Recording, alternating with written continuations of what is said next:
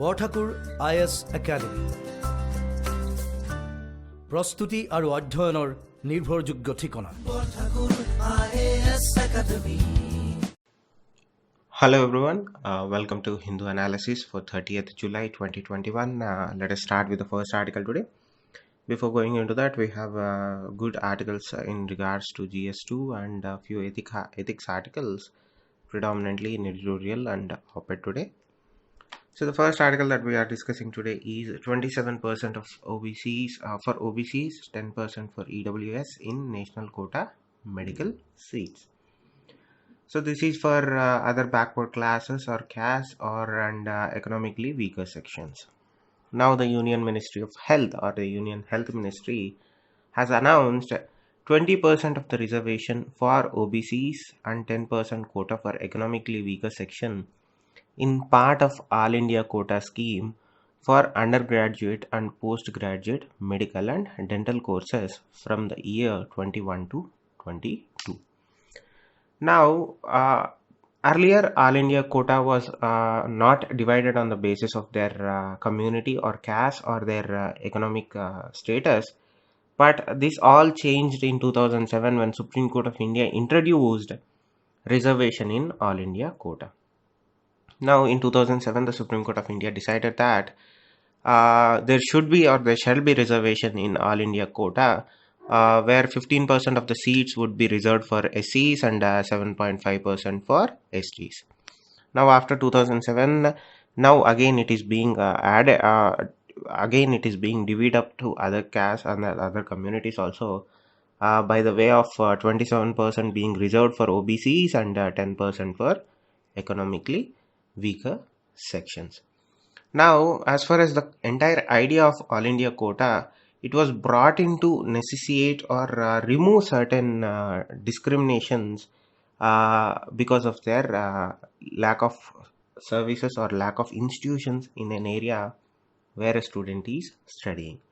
Now, what do I mean by that? So, let us say you are a student, you are a good student, you are an intelligent and a highly credited student who resides in a very rural area. Now, you are from one state where there are no proper medical colleges to begin with. Yes, there are medical colleges, but not to the standards of your education qualification or your education level. So, in order to study, you have to go to or travel to other states or other institutions in other parts of the state, in other states, and get admitted there.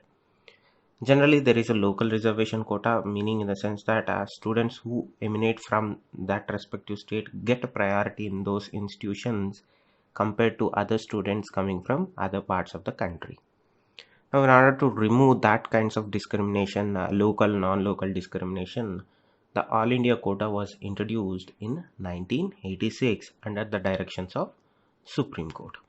Now, the idea would be, for whatever I discussed, the title would be a domicile-free merit-based opportunities to students.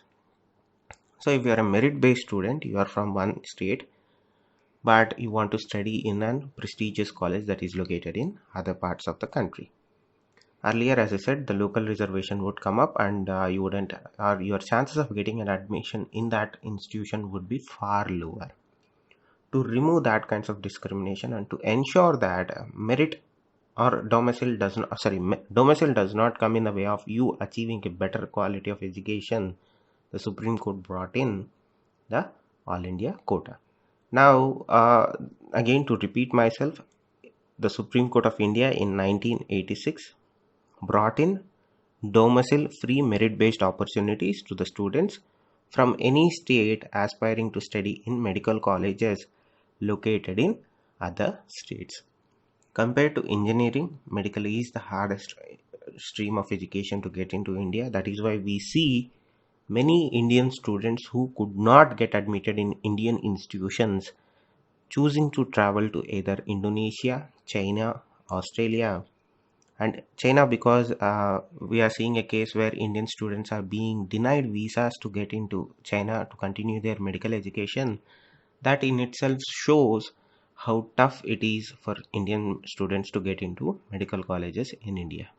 Again, you add the aspect of being a non-domicile or a non-resident of a state, that difficulty or that difficulty goes up, and your chances of getting into a prestigious institution, even though you are well qualified, becomes harder. To remove that kinds of roadblocks, the All India quota was brought in. Now again, in 2007, the Supreme Court introduced reservation in All India quota. Again, the second time it is being changed is to add OBCs and economically weaker section also.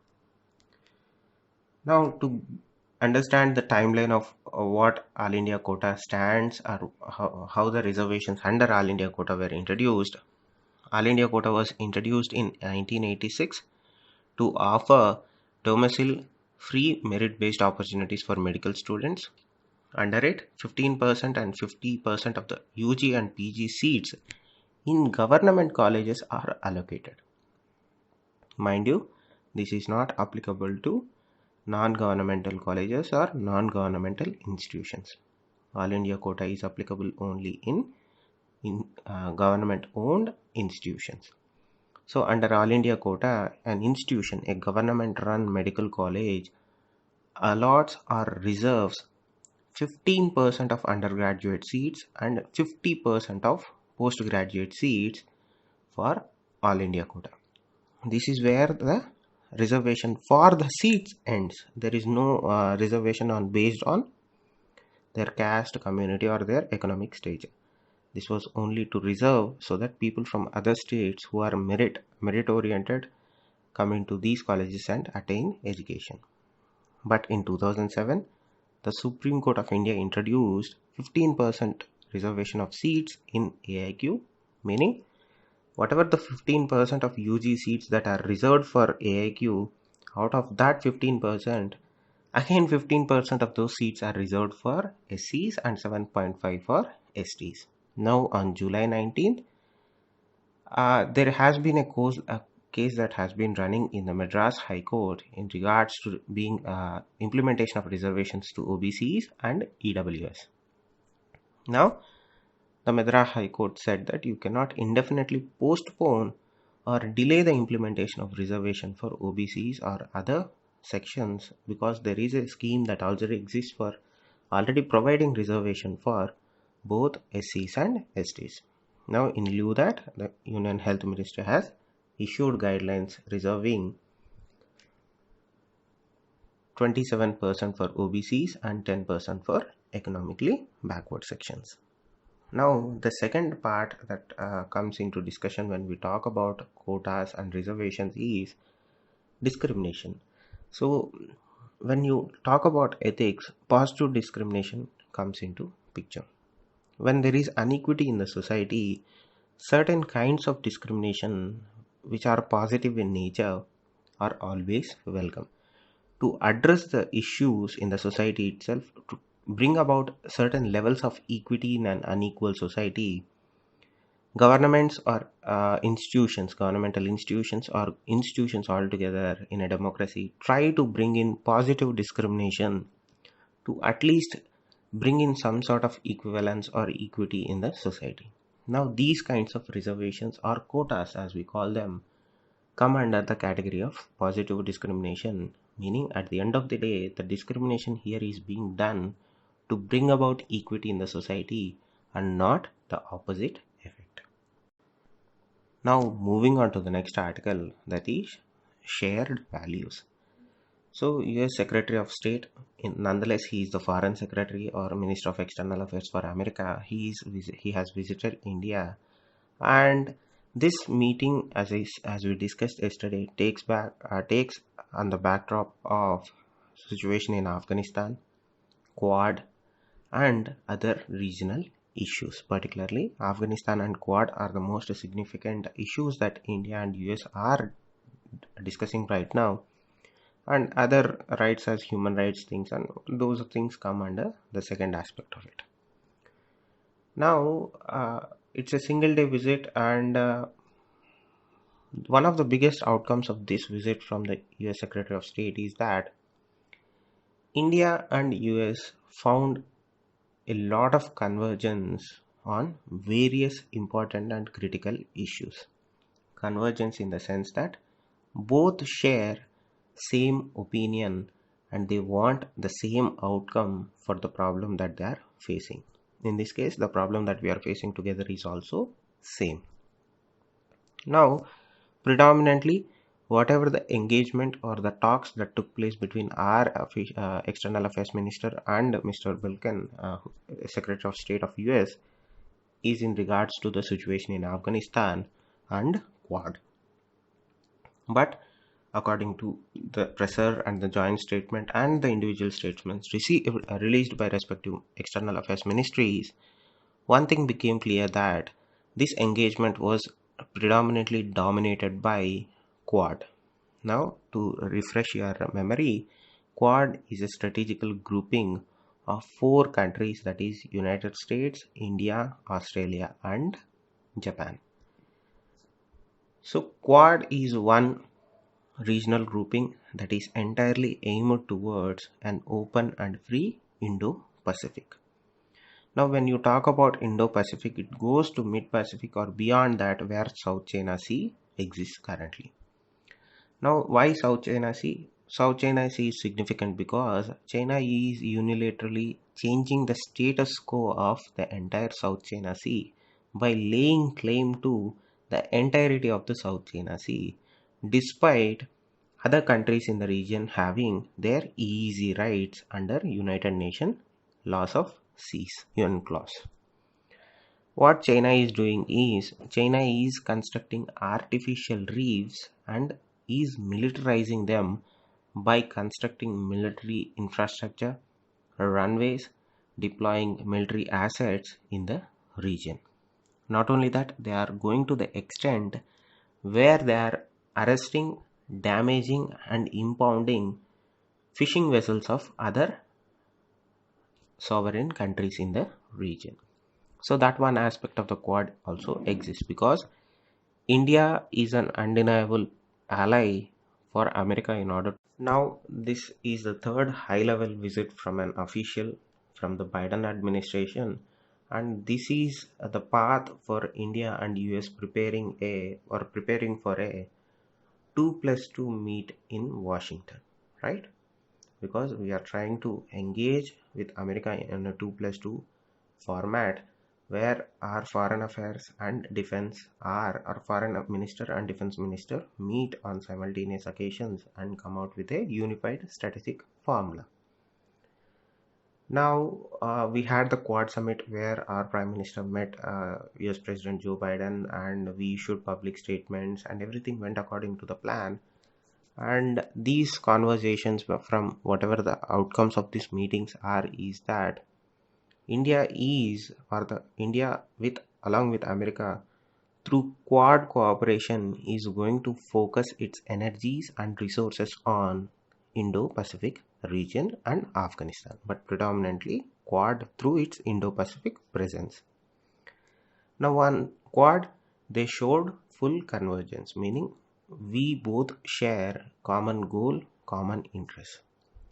This is where India and America agree on each and every aspect of functioning.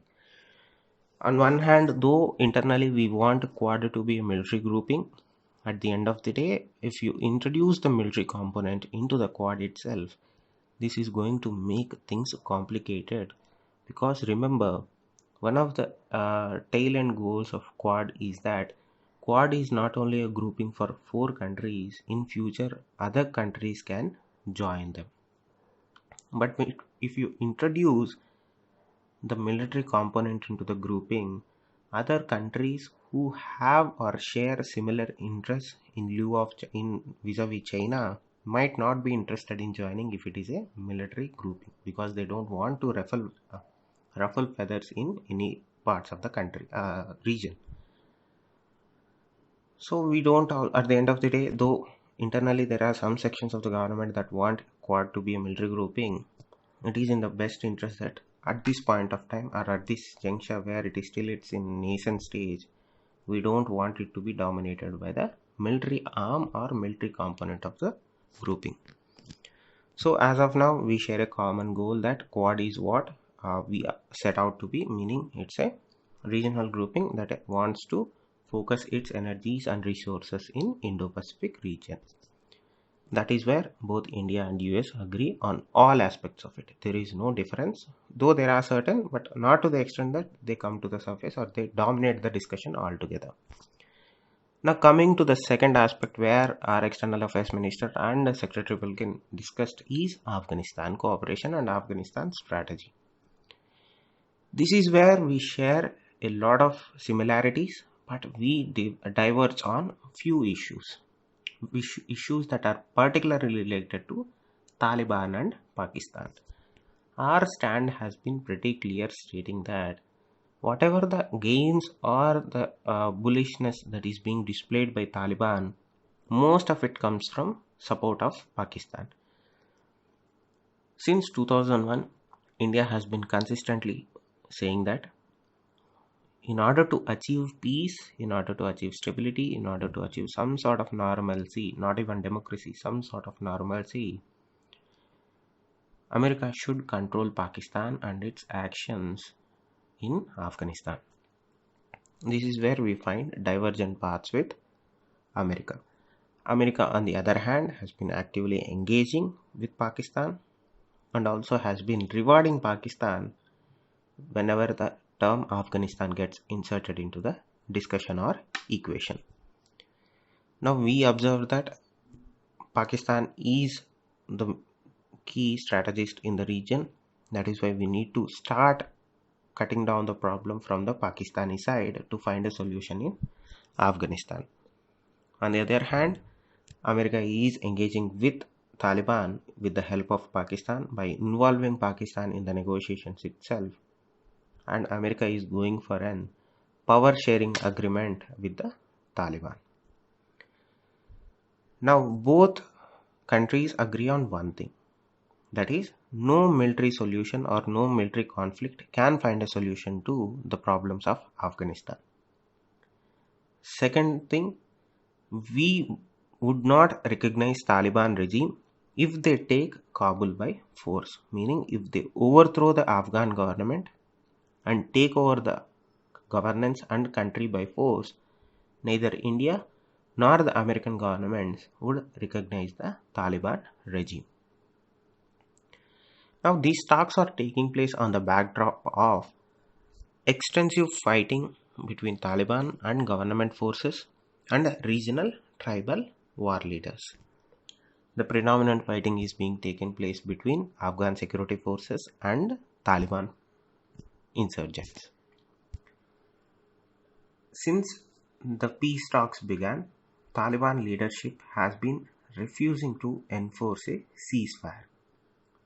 Despite that, America agreed to continue negotiations with them, and that I personally feel was one of the biggest mistakes in negotiating with the Taliban. All while engaging in talks with the Americans, the Taliban has started an onslaught or offensive against Afghan National Army and Afghan government altogether. Now what the Taliban is essentially trying to do is they're trying to squeeze trade and financial supply chains to Afghanistan government. How are they doing it? First, they have successfully captured important border crossings with other countries into Afghanistan. They now control the border crossing or the main border crossing with Iran. They control border crossing with Uzbekistan, Tajikistan, and they also control the border cross with Pakistan. That they achieved with the blessings of Pakistan Air Force. This is an accusation. I am not sure whether Pakistan Army helped them or not, but given their shared history, I am all but certain that Pakistan Air Force has certainly helped them in gaining control of that border crossing. That is what I was said, right? India and America share a lot of issues share same opinions in issues regarding Afghanistan. Where we differ is in terms of Pakistan. Our greatest worry is that US is refusing and has refused in the past also on multiple occasions to hold Pakistan accountable. So the point we diverge on opinions and issues is in terms of Pakistan. Because we say that Pakistan is giving shelter to Taliban, And there is enough evidence with the US itself that Pakistan has been giving shelter to Taliban and its fighters, but US is refusing to hold Pakistan account for having any relationship with Taliban altogether. Now, whenever the US refuses to punish or hold Pakistan to account, this kinds of frees them more. This emboldens Pakistani assets, Pakistani ISI, and the Pakistani government to brazenly and in an open way direct Taliban and control Taliban.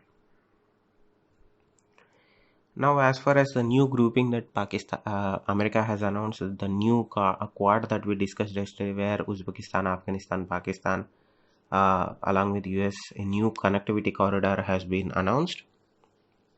India hasn't made any comments in regards to that, but that is also a cause of worry for us, because it again excludes India's presence in the region. So that is one issue where we have some differences, but we are in agreement with majority of the issues. Let us say we agree with 70% of what Americans are saying. The 30% that is in relation to Pakistan, we don't share an same opinion. But as far as the Quad is concerned, almost all 100% of opinion is common between both of our countries, and our goals, our end goals in regards to Quad are similar and same. That is what we should be working on, but also we should be answering or addressing certain more issues that we both share.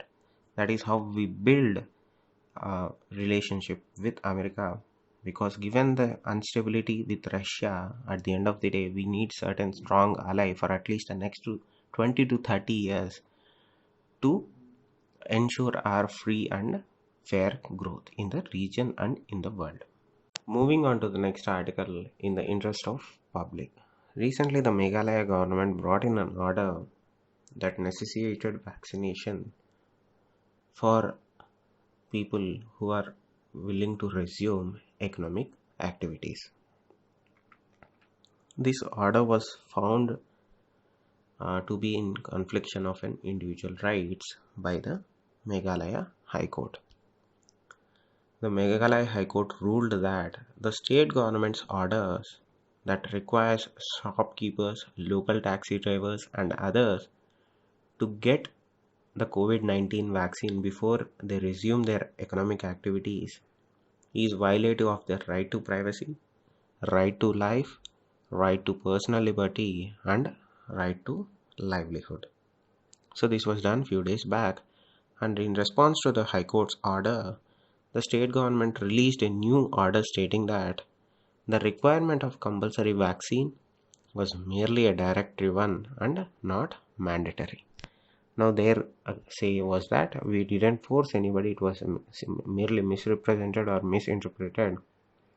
Our idea was to encourage people to get vaccinated so that we can bring an end to this pandemic. And what we were trying to do was we were trying to answer the vaccine hesitancy that is being in society right now. That is the reasoning of the state government. Now let us understand the reasoning of the court itself as to why they found that state government order or the prior state government order to be violative of individuals' fundamental rights. And the court's reasoning was that the order itself is contradictory because the order negates the very fundamental purpose of welfare attached to it.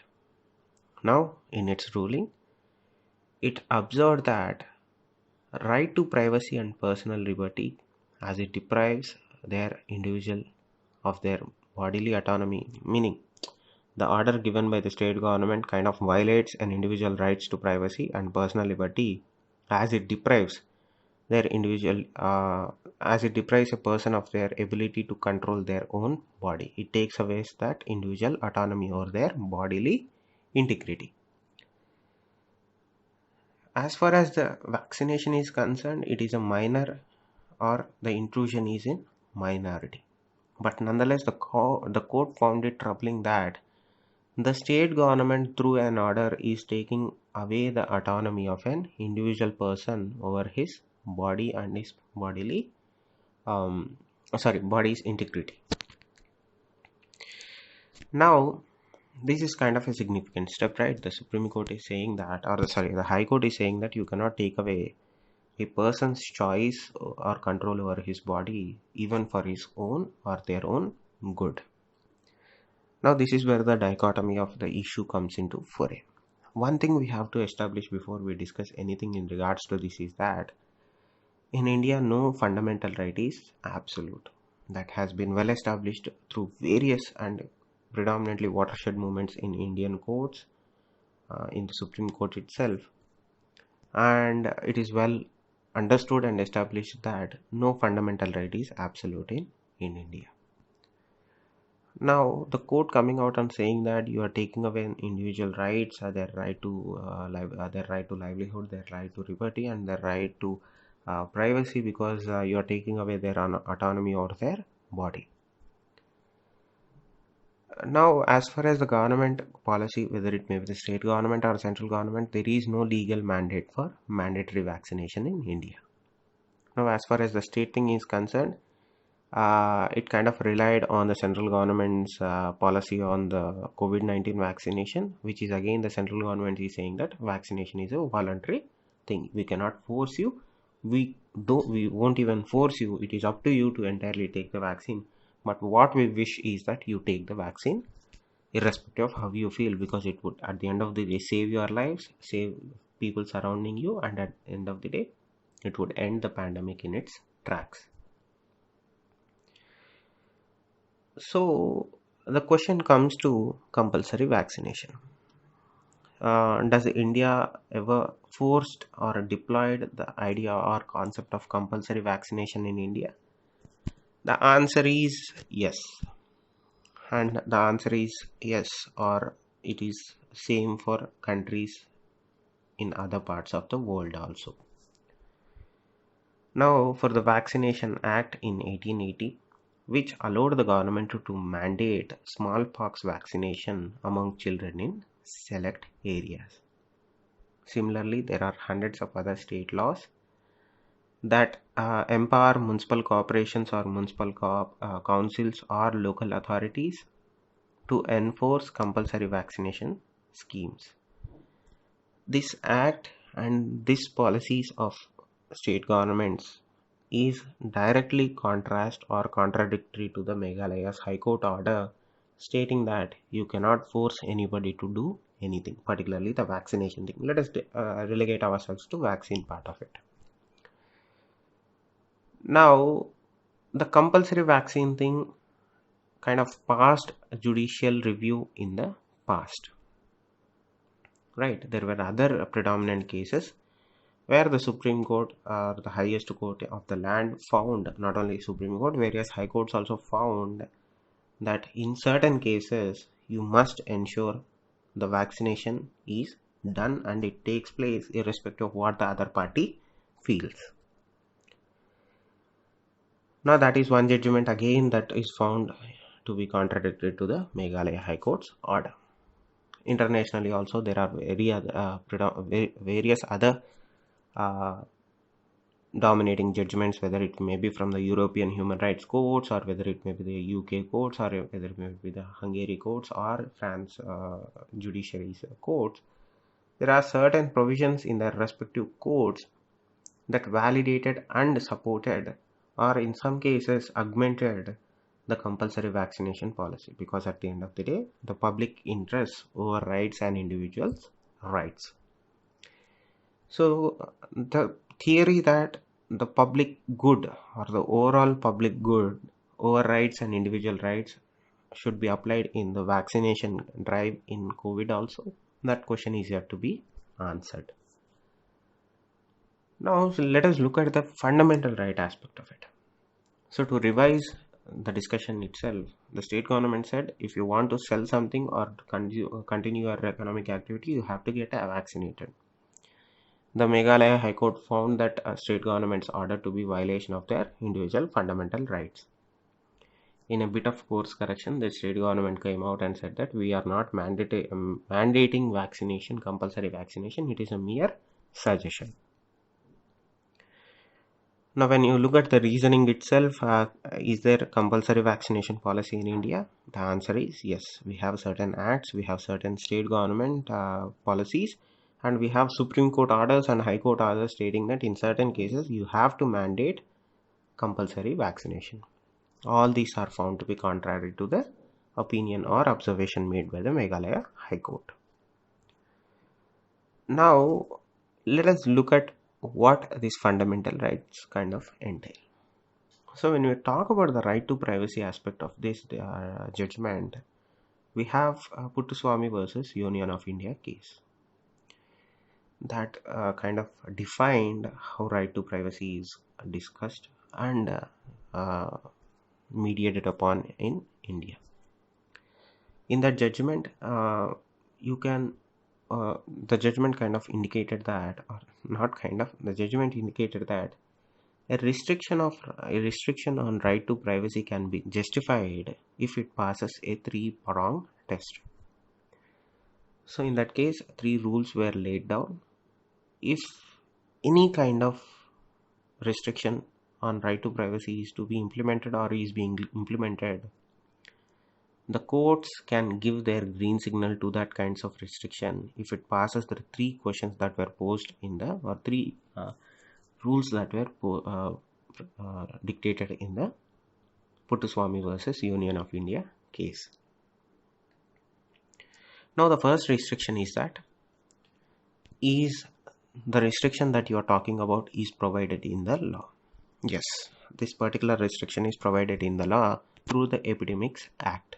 The Epidemics Act says that it can, in good sense for the overall public safety, the government can bring in certain laws.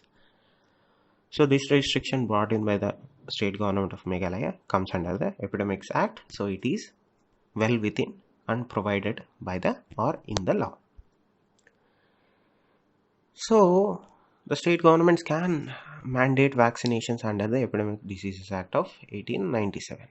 Now the first test is passed.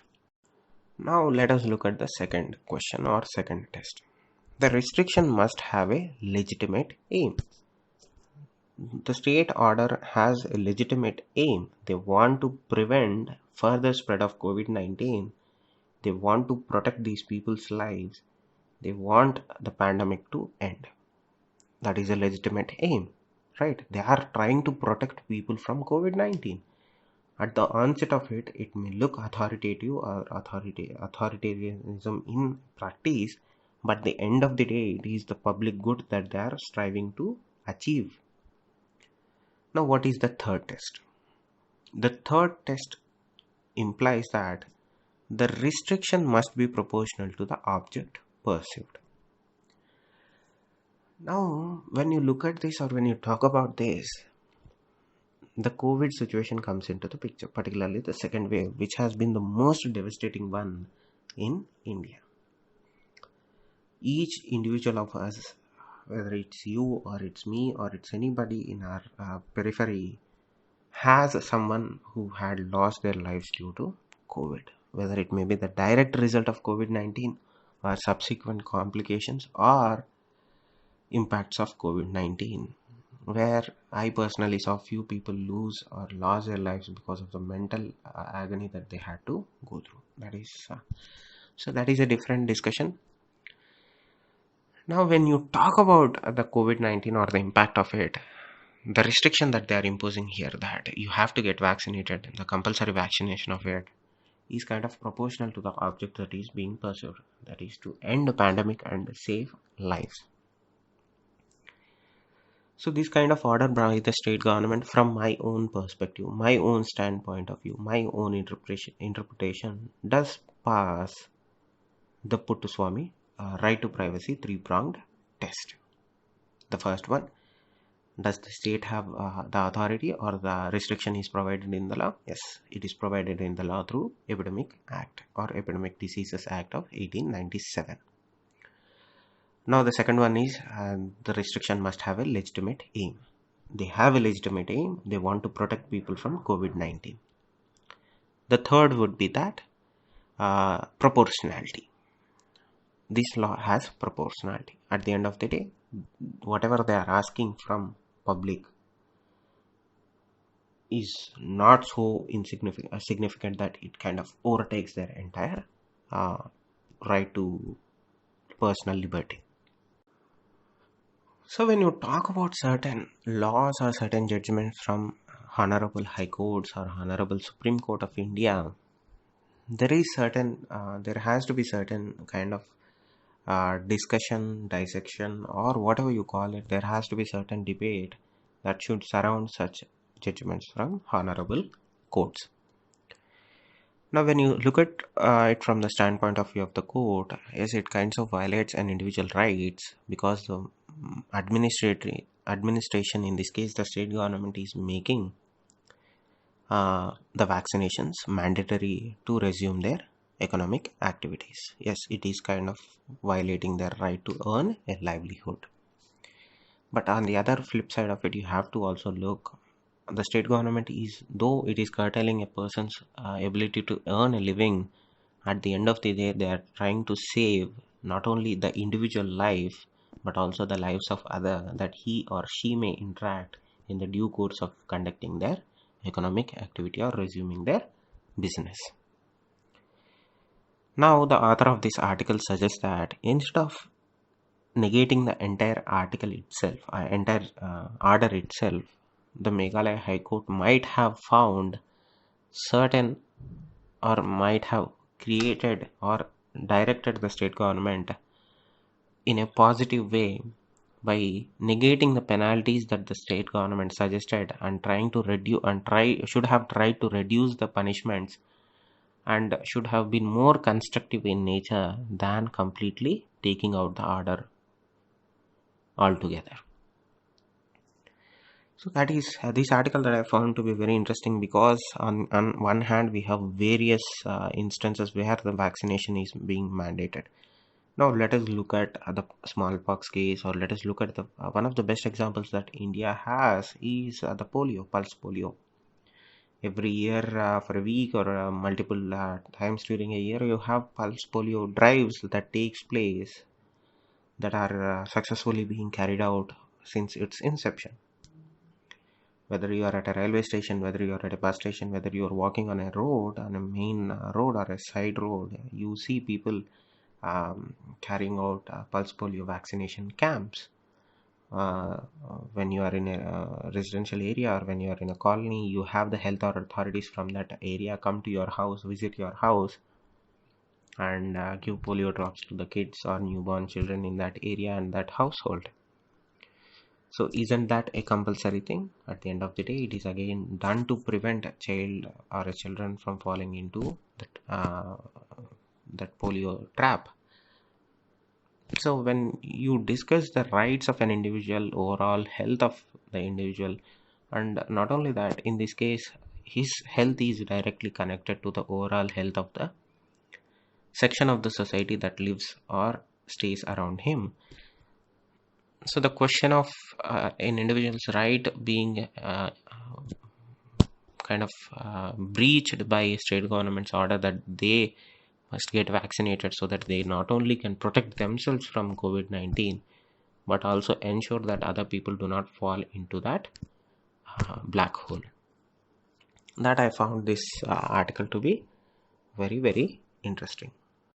Now we have one more article today for that talks about the new anti-trafficking bill, because today is July 30. July 30 is United Nations World Day Against Trafficking in Persons.